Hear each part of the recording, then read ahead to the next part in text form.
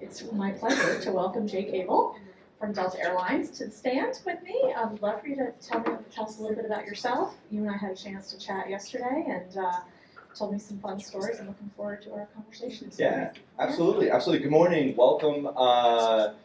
As Susan mentioned, I'm Jake Abel from Delta. We are proud to provide your backdrop this morning. Hopefully, if we have any AV geeks out here, you'll enjoy some plane spotting with all of our departures and arrivals, of course, on time today. Really thrilled to be here today to talk a little bit about what we're doing at Delta and our marketing organization. I've been at Delta for 10 years.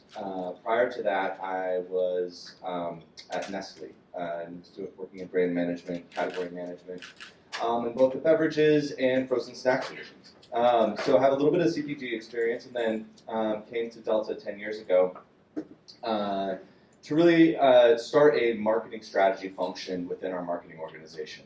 At the time, our marketing organization was about a fifth the size of what it is today. And we were embarking on a journey to really transform our organization from one that was just fulfilling creative requests to one that was a true business partner. And as a category and sector that has gone from being highly regulated for the majority of our existence, now near 100 years of existence, into a branded carrier, segmented carrier, all of those things.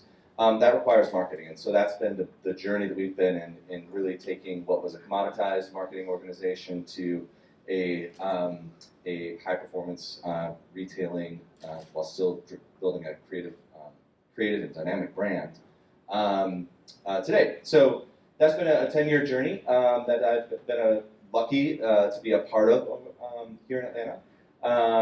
But other than that, originally from the Midwest, I'm a COVID relocator, which we talked about. So I'm a mega commuter. Tell me what that means. I hadn't heard this before, COVID relocator. Yeah, I don't know if I coined the term or not. But no, during the pandemic, prior to the pandemic, I actually led all of our international marketing at Delta. And as one could guess, international marketing tanked during the pandemic, in which borders were closed. So I actually was able to take a 4-week leave of absence and go on a little soul-searching road trip, and ended up in Montana. And so now I'm a mega commuter from Montana, living in Bozeman, and taking advantage of our product every day. That's great. We got inspired by that during COVID too, and bought a second home just to get to the lake and get away from the city because my children were driving me bananas. Too much Wi-Fi competition.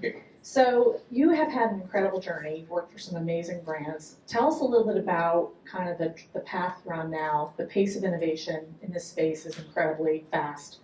How are you adopting generative AI capabilities to accelerate your marketing and operations, and what does that mean for Delta Airlines right now? Yeah, I think our journey has been one, maybe I'll take a step back before we get to like generative AI and what we're hoping to unlock in the coming year or two. But the journey, as I mentioned, building a marketing organization that was shifting from really being focused around big, beautiful brand creative to build confidence in an airline brand. That shift has required, we've been undergoing that in close partnership with our loyalty colleagues, our digital colleagues at Delta.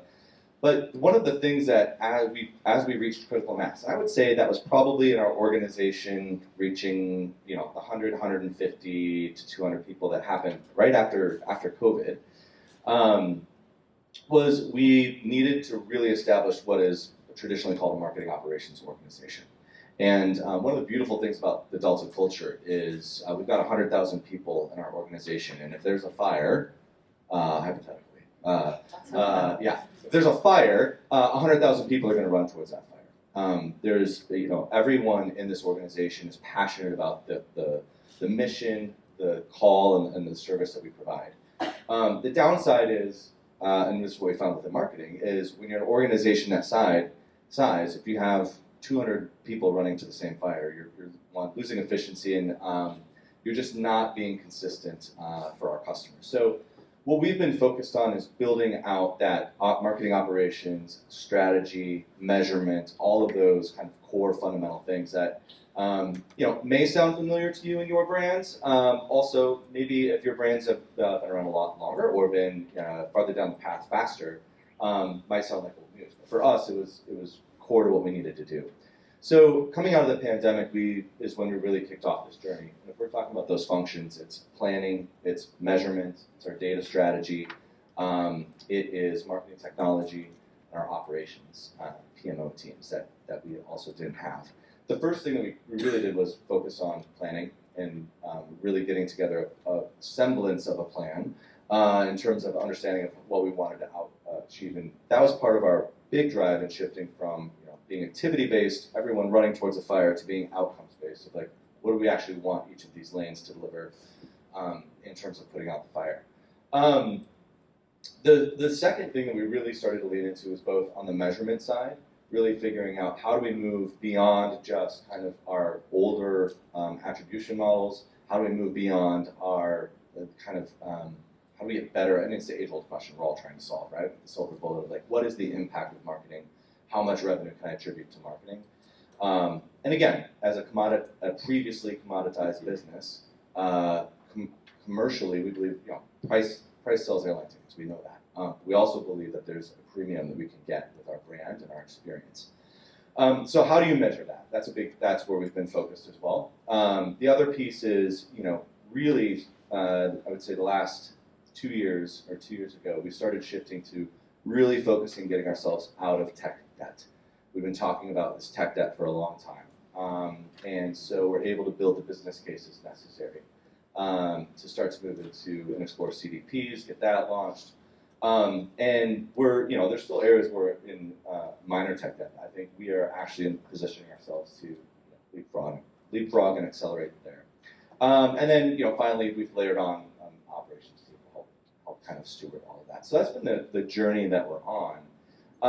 And what that's done is, I would say within the last 6 months, has positioned us to be able to actually more quickly adapt to AI and generative AI capabilities. Our leadership has been adamant around within our marketing space, everyone's talking about it. Let's stop just talking. Let's try and go do. So I think the areas that we're looking at, the three kind of buckets, right, are how do we both model our audiences, segmentation, how do we measure our performance, and then how do we get more efficient in terms of creatively doing what we're doing. And there's different partnerships, platforms, and internal capabilities that we're building for each. So expand on that a little bit. You were talking about some of the innovation and what you've been doing and about customer experience. I think many of us who live in this market, because many of us are probably local to Atlanta, leverage Delta Airlines regularly. I flew in last night from Chicago. Thank you for your business. Mistake through Midway. No Sky Club, which we've talked about. I recommend O'Hare. So I got there 2 hours early thinking we were going to chat and I'd be comfortably in the Sky Club, and I was not. So tell us about how are you leveraging the innovation, the work you're doing to customize the experience and really make us feel special and known at Delta. Yeah, I think the future vision is, so we've just over the last year or so been implementing CDP. And so I always like to say, Delta marketing up until the last couple of years has been powered by blood, sweat, tears, Outlook, and Excel. And that's the tech debt we've been climbing out of. So bringing on board our CDP has been a monumental lift. I think we now have, as we're building those use cases, orchestrating the messages, now the challenge starts to become, you have the data and you have the segmentation to start to be able to really hyper-personalize. Now we're getting to a point of how do you keep up from a creative perspective and a messaging perspective? And if we think about our internal creative team that is building a lot of this, the amount of work that they have to do is just exponentially exploded. It's all amazing stuff because it's cool, the ability to really customize and personalize your message is really impactful. But the lift is incredibly high. So that's where we're focused now, is really kind of layering on how do we enable our creative teams to really build out the strategy that our commercial teams are asking for in terms of getting the personalized message to the right person, right place, right time. Okay, very good, thank you. That's awesome. So tell us a little bit about, you were talking about the different elements of the strategy and operations and planning that you're focused on. As you look ahead to what you're going to be focused on in the coming years, where's the area of greatest challenge for you right now in terms of bringing together either the data, the experience, like what's one of your biggest challenge areas that you have your team really focused on? Yeah, I mean, I think in terms of bringing AI to market, I've been a part of a number of forums or roundtables, and I feel like the common answer, the biggest challenge of bringing AI to market is people. And it's usually the governance that's required, right? I was at one where we all kind of took an oath of like, we're going to stop calling it AI, we're just going to revert to calling it machine learning. And then it turns out IT and legal and everyone's fine. And what it comes down to is like, we've been doing machine learning for a long time. And so, one of those buckets I talked about was our segmentation and our modeling. So behavioral modeling, next best offer, what's the next best promotion we should deliver for you? That's all been based on machine learning for a while. What's new is the language models, right? And so that's where you're getting the generative AI capabilities. So I think, we're going to continue to lean into the space of better segmentation, hyper-segmentation, where possible. The other two places that we've been really leaning into are exploring how we are measuring our impact. And that is where, if you go back to, we've been working with some partners on exploring leveraging AI in terms of how we measure that. And if you think about it, machine learning has been able to take those, millions, billions of lines of code in the past and run numbers. What we've been missing is the ability for us as marketers to interpret that, we all know that there's a million different inputs, inflection points, things that change people's behavior on that path to purchase. And so what's new now is when you can apply generative AI to interpret that, you start to get some really interesting inputs and easily understandable strategies or reflections. So we actually did a pilot with this with our Olympics campaign this past summer. So if you think about it from a brand perspective, the Olympics, we're going to sponsor the Olympics and Team USA. It is a massive investment, and you're basically buying the Team USA logo, the rings, you're doing a media placement for tens of millions of dollars, and you're doing some activation. None of those things actually has a call to action to buy a Delta Airlines flight, right? So that's where finance is always looking at you like, why are we doing this? What's the ROI? And what's the ROI? And we always struggle as marketers of like, well, how do we show that? And we've got our brand lift studies, we've got MMM, we've got all of those things, but to be able to turn around and say like, actually, we revealed this new livery that says Team USA for Paris. What did that do?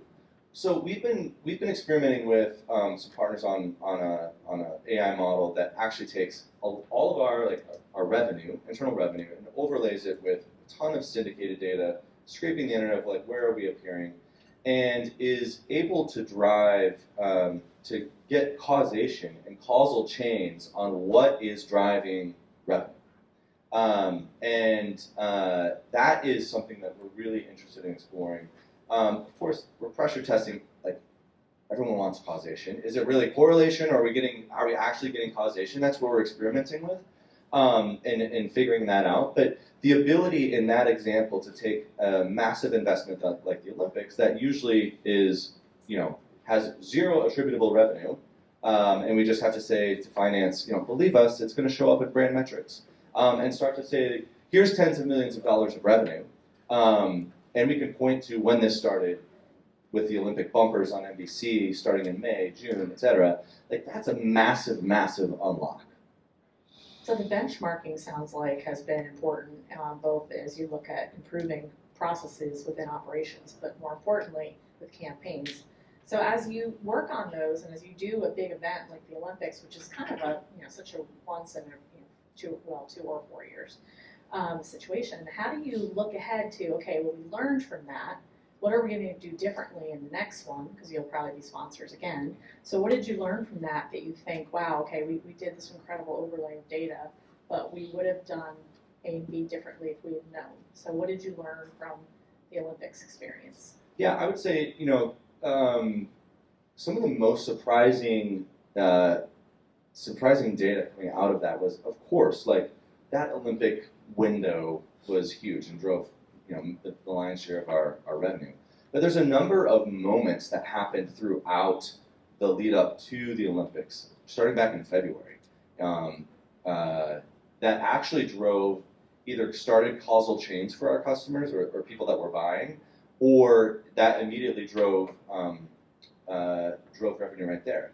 And it was actually a great reminder that marketing in itself, the name of the game is top of mind awareness. And for a brand like Delta that has almost ubiquitous awareness, even the reminder of and hearing Delta, whether that is in a news story or in an NBC bump, 10-second bumper, right, or something like that, that can actually drive a significant impact. And it's the sequencing and the frequency and the adding up of those mentions that actually was a big impact, a lot bigger than I would have expected. Cool. All right, well, I want to pick up on something that was discussed in the previous sessions. I thought this was so interesting. Delta has some fantastic, very visible partnerships like American Express and other companies. The discussion that we just heard earlier between Hyatt and Peloton was really interesting in terms of how they're looking at new, creative, different partnerships. So when you think ahead, or even some of the ones maybe you're working on now, what does that look like for Delta in terms of new partnerships, and what maybe is inhibiting your ability to do that in a way that continues to bring really unique brand loyalty and customer experiences to your population?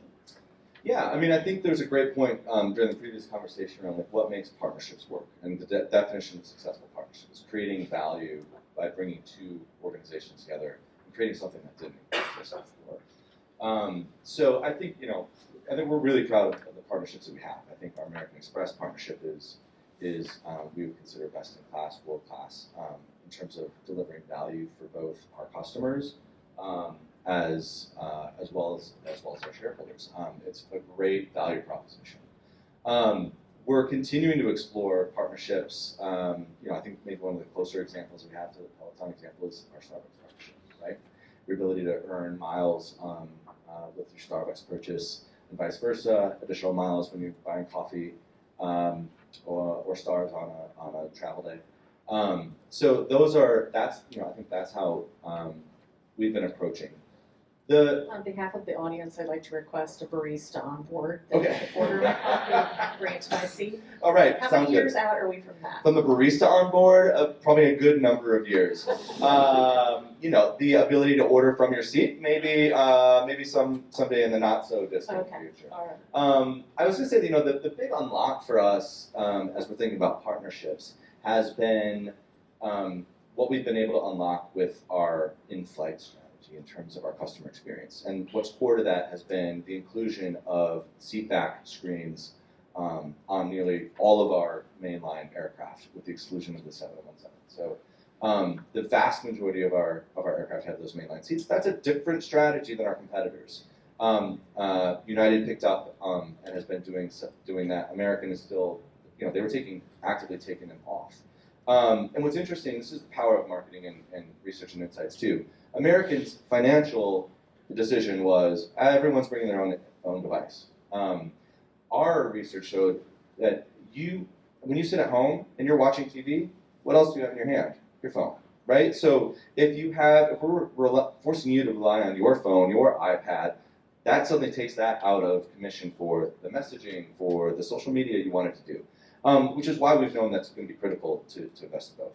Now, you take those seatback screens and then you layer on the fast free Wi-Fi and the streaming capabilities that come with that, and now we're starting to talk about new capabilities around content and how we deliver that. And so that's where we've clearly been delivering and building partnerships around content on board, and how do we use that. I think partnerships in this space, as we think about it, we'll continue to think about it in the way of like what is really driving customer value. We don't believe in, we don't want to turn our customers into the product. The we're selling, right? And so that's one of the challenges I see sometimes with a pretty transactional approach to to retail media networks. And you know, we actually did. We had I think it's called Delta Media. We didn't have the CPAC screens like we did today, but like we tried that. And like there's economic value, but like at what cost? So we are approaching and thinking about this like how do we take 2 plus 2 to equal 5 or 6 and make that a better proposition for our customers with the content that we're bringing, with the offers, with the trials and the 3Ds there. Great. As you think about that content creation and content partnerships, what does that look like in the future in terms of, are you looking at becoming a content creator? Something you just said made me wonder. Yeah, I think we think that there's potential there. I think you also got to stick to like what are you good at, right? I think, and as we were talking earlier, like one of our core challenges is just creating content at scale right now. And so that I think is probably the first piece we're looking to unlock is being able to increase our throughput, create more content more efficiently. That's where some of our Gen AI exploration is going to come through, which, you know, if you start thinking about Gen AI application to creative functions, that's where our creative teams are incredibly excited about this because this really takes them out of the tasks that I don't think they're really excited about, which include resizing for every dimension. It includes all of the fine tuning or whatnot, and really increases their ability to spend time on creative exploration. You know, our business cases that we've built are looking at like a 50% reduction in terms of time that's going to take. And the ROI, the payback period on, while some of these platforms are expensive and these capabilities are expensive, for us at our size and our scale and complexity at Delta, we're finding the business cases is really attractive. Just as I think about your unique positioning, you almost have the opportunity to become a travel experience provider in terms of the entirety of the experience, partnerships in there, express, hotels, the planning, reservations, for all reservations. Is that interesting? Are you looking at that in terms of becoming more of a travel experience aggregator of the entire end-to-end experience, the way that some of our big retail vendors have with what they've done with the Knot, for example, with planning a wedding, and that now becomes the single destination? Yeah, I think you see some of that with our travel adjacent partnerships. We also believe, if we think about our vision, we believe that we have gotten to a place where we have the right to transcend the category. So you'll see us, I would say we keep keeping one eye out to the future of like that North Star of where can we go without ever forgetting what our core proposition is. We'll never forget. Our core proposition is moving you from point A to point B on time in a safe aircraft, clean aircraft with your bags. That's our proposition. But as we think about, from a business perspective, creating durable earnings for our shareholders, like we've got to be able to get beyond just that value proposition. And that's where I think we believe that we have the right to play and transcend the travel category. So moving into travel adjacent, but what does travel lifestyle look like? So those are areas we're exploring. We'll continue to integrate where we can, right? With whether that's other portions of the travel ribbon, whether that's getting from home to the airport, your stay, including some of our partnerships, or like Atlas Obscura, Resi, like those types of things are like ones that I can help enhance your travel experience, but all with kind of maybe a Delta endorsement or kind of help aggregating to your point. Great. Well, maybe we'll pause there for a moment. I think that they wanted us to do a question or two from the audience in case we have one. I don't know how we're doing on time.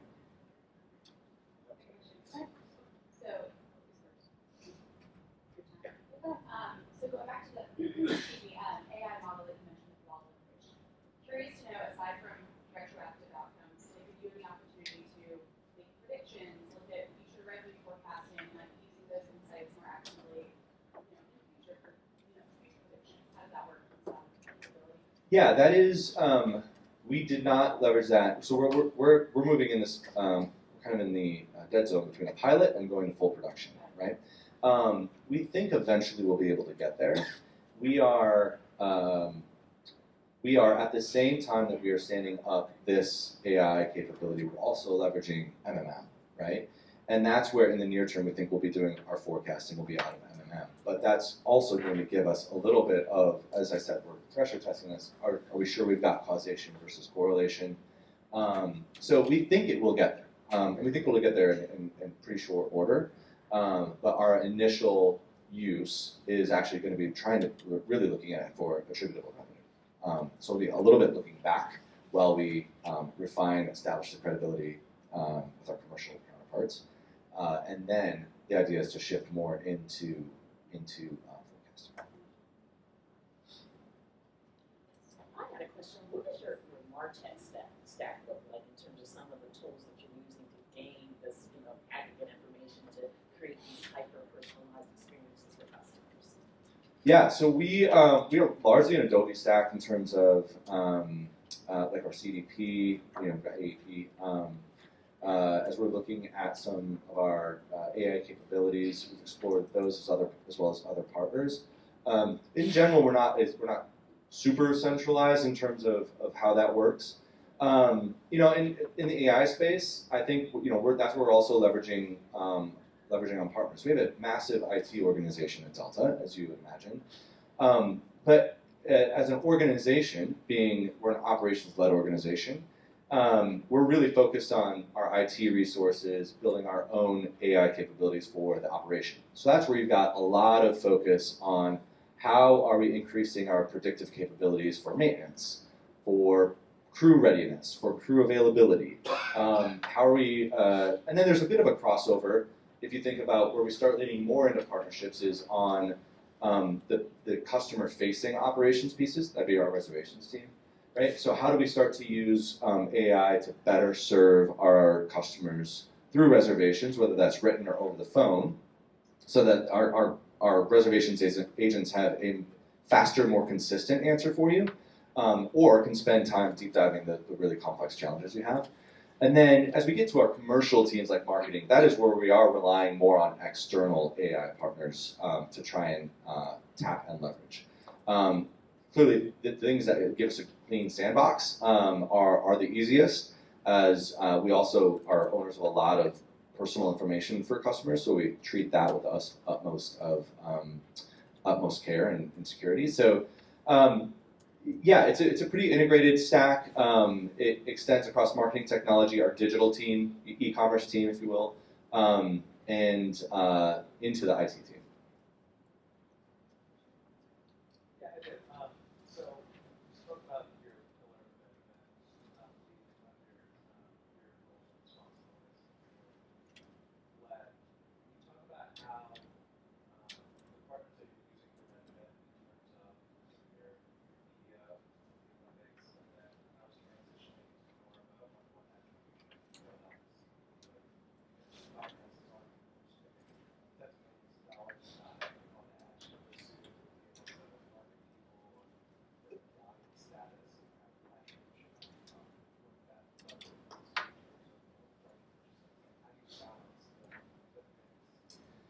Yeah, it's kind of two ends of the spectrum that you're hitting on there. So we are embarking on this journey of working with our commercial leaders and the finance organizations, like what is the value of Delta marketing? Because we know, and Bastion's a huge proponent of like the Delta brand and marketing, and we know that brand coming to life in the way that it does, whether that's on the plane or at Mercedes-Benz Stadium as a proud sponsor of local sports teams. So the bigger question, I think, is one that we've been tackling through traditional means like Kantar and brand health, brand lift, all those good things. The other piece that we've been leaning into on that more one-to-one side is trying to establish some longitudinal both studies and then benchmarking. And as we've been moving into more travel experiences, so whether that was, if you were at South by Southwest, we had a massive presence at South by Southwest. Last year we had our window seat shop at JFK, where you were able to buy one-of-a-kind experiences or Delta Swag with your miles, and earn MQNs. We've been leaning into some of these, premium experiences that are travel adjacent but outside of your travel ribbon. That is where, I mean, frankly, as anyone knows, activations are expensive. That's where finance also is like, well, what's the ROI? And that's where we're working to develop a lot more of a longitudinal approach in terms of how we're taking segments of not thousands of people, but maybe hundreds or even fewer, right? And understanding and tracking their behavior. Frankly, it's on our roadmap for this year. So we have not cracked that nut yet. But that's where I think there's going to be opportunity in both how we're segmenting, but also in ways that we don't even know yet. Like that we'll be able to apply some of the AI models around like seeing the bumps and driving and following them. They'll be able to get to. So that's our roadmap.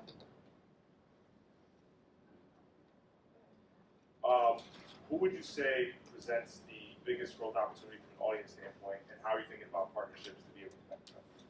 Yeah, so in terms of our audiences, we've got our audience strategies kind of broken into our protect and our grow segments. If we think about protect, clearly we as many of you are business travelers, business travel is a huge component of our business base.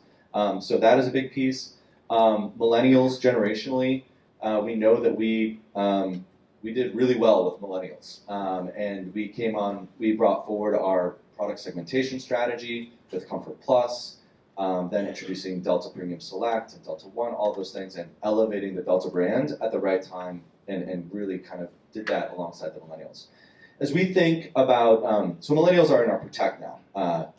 10 years ago, I was like, oh yeah, I get to lead a millennials strategy, and now I'm the old guy that's like, hey, what are we doing with Gen Z? Go find the interns. And so what I would say in terms of our growth audiences for the future is, one is Gen Z. So we're starting to think about that. And been doing a number of both studies and figuring out what's the value proposition that look like, what does loyalty look like for them. They feel like they don't have a lot of money right now, but they're also, they feel like Delta or being in a Sky Club is, as we talk to them, like, well, yeah, when I'm 55 and I make it into a Sky Club, and like they don't realize like you can get there a lot sooner. So that's where we're focused on, kind of as a long-term audience segment. Another is women in terms of discretionary budget, making travel decisions, high-value leisure travel. Like that is a space that we are actively cultivating and growing as well. So that's kind of at that macro level. Like those are our two growth categories: high-value leisure, largely focused on women as well, and then Gen Z. All right, maybe one last question to wrap us up. So you have tremendous vision and energy around what you're doing. What is inspiring you right now in terms of what you believe you can accomplish? I think for me, like I would actually say this is gonna be my corny answer, because people ask me like when they're interviewing at Delta, like what inspires you? Like what's your favorite part? And I always say it's actually just you right here, because I always say, if you don't know, our offices are just down the road over here, and they overlook the runway. And I always say my favorite part of working at Delta is no matter how good of a day it was or how bad of a day it was, you're surrounded by 100,000 people that are going to try and keep climbing and do better. Like that is, it's not just a marketing tagline. You can feel it. But also, no matter how good of a day it was or how bad of a day it was, you walk out of the building into the parking lot and you see these planes taking off, and there's pilots on there, there's flight attendants, there's people going to like they're excited about vacation, etc. And like that to me is like what drives every day, and that's whether that's every day our team putting out amazing content, putting out amazing campaigns, or it's the service we're delivering. Like that's for me the piece that really kind of drives me. Yeah. Very exciting, awesome. Well, please join me in thanking Jake for joining us. Thank you.